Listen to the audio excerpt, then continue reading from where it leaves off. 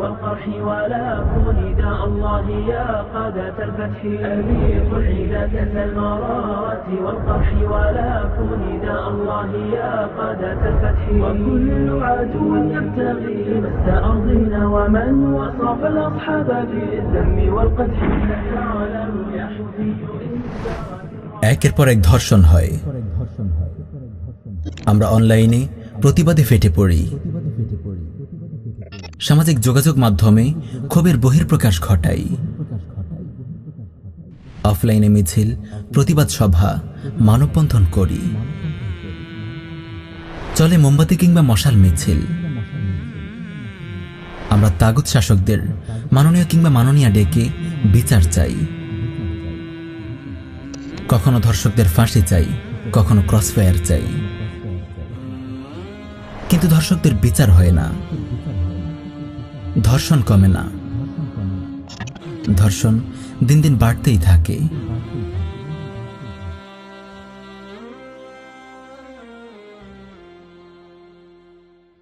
কেন এমন হচ্ছে?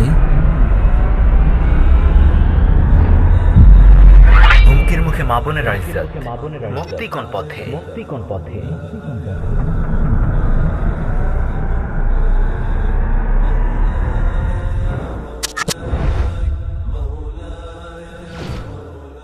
ইন্নাল হামদুলিল্লাহ ওয়াসসালাতু ওয়াসসালামু আলা রাসূলিল্লাহ আম্মা বাদ।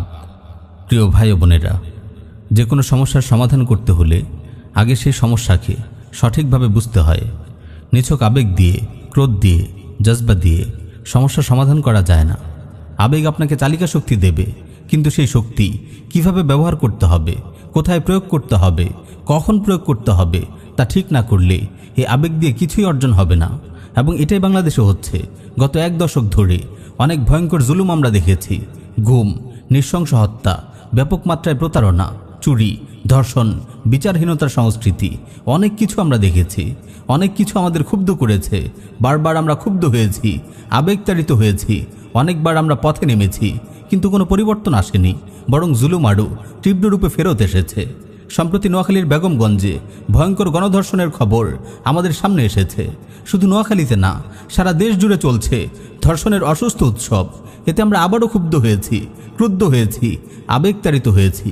কিন্তু আফসোসের বিষয়, আমরা এখনও সমস্যার মূলকে শনাক্ত করতে পারিনি। আসুন আমরা নিজেদের বর্তমান পরিস্থিতির দিকে তাকাই। বাংলাদেশে বর্তমানে যে ভয়ঙ্কর তাণ্ডব চলছে তা সাধারণভাবে তাগুতি দুঃশাসনের সাথে এবং বিশেষভাবে আওয়ামী দুঃশাসনের সাথে জড়িত। আজ ছাত্রলীগ, শ্রমিক লীগ, যুবলীগ, চোর লীগ, ডাকাত লীগ, ধর্ষক লীগের সদস্যরা নির্দ্বিধায় ধর্ষণ করতে পারছে, কারণ তারা জানে তাদের কোনো বিচার হবে না। গত 12 বছর ধরে প্রশাসনের সর্বত্র দলীয়করণ করা হয়েছে।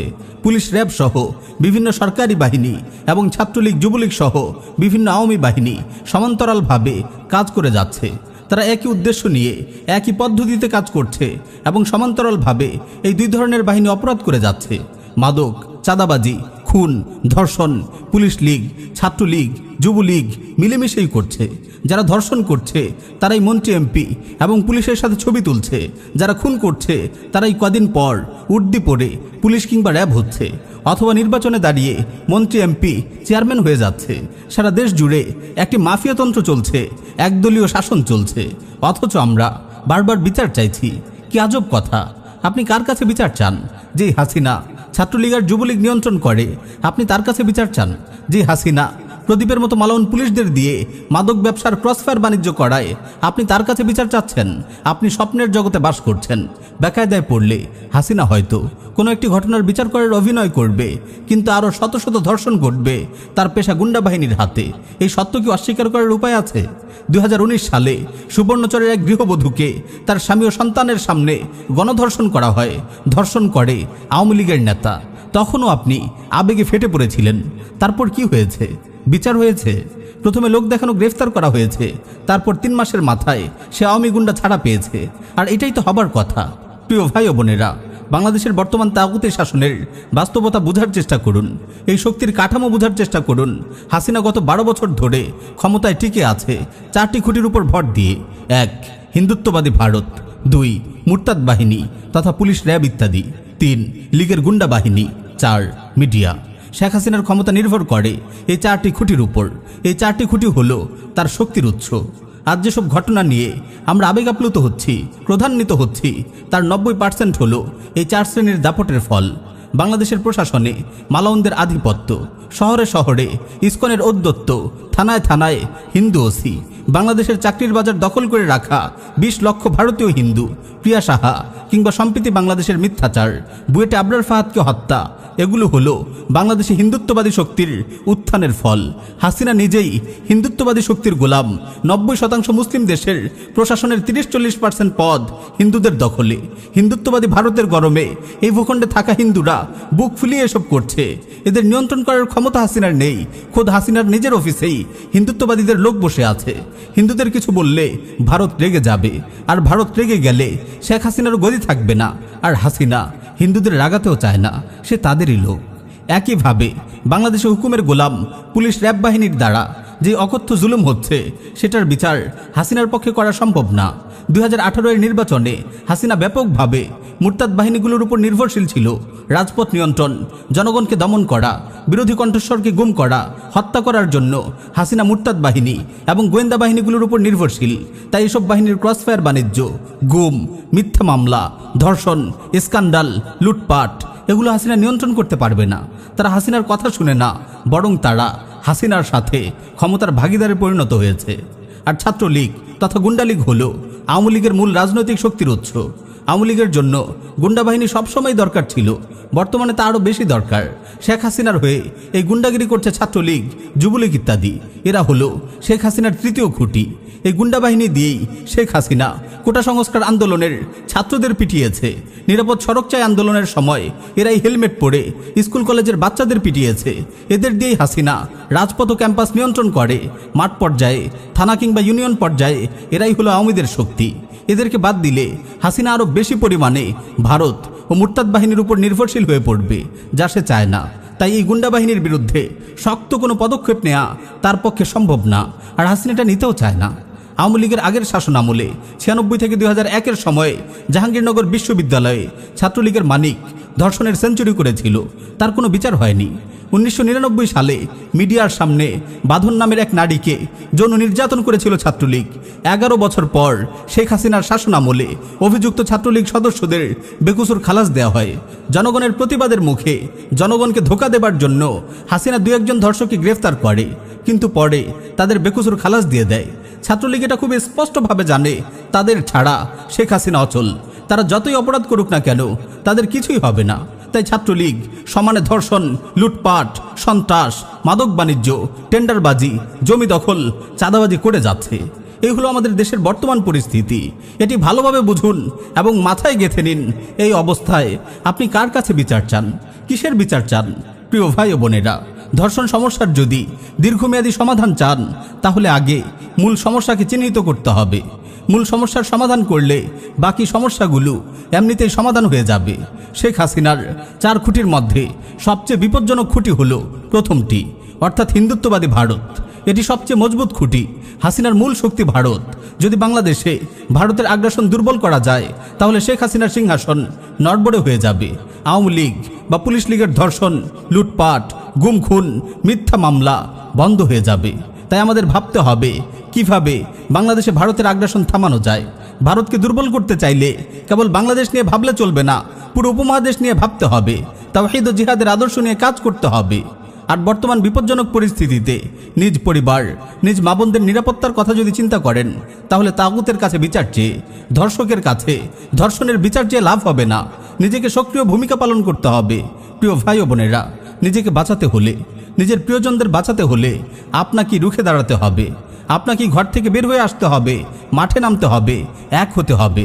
প্রিয় তরুণ ভাইয়েরা, আপনারা পাড়ায় পাড়ায় স্বেচ্ছাসেবী সংগঠন গড়ে তুলুন, এলাকার মুরব্বী আলিমদেরকে সাথে রাখুন, ধর্ষণের বিরুদ্ধে, অশ্লীলতার বিরুদ্ধে জনমত তৈরি করুন, দলমত নির্বিশেষে ঐক্যবদ্ধ হন। বাংলাদেশের মুসলিমরা এখনও এত অধপতিত হয়নি যে এই বিষয়ে তারা আপনাদের সমর্থন দেবে না। আপনাদের সামনে, আপনাদের এলাকাতে এই ধরনের অপরাধ হতে দেখলে পুরো সমাজকে নিয়ে, পুরো এলাকাকে নিয়ে এর বিরুদ্ধে রুখে দাঁড়ান।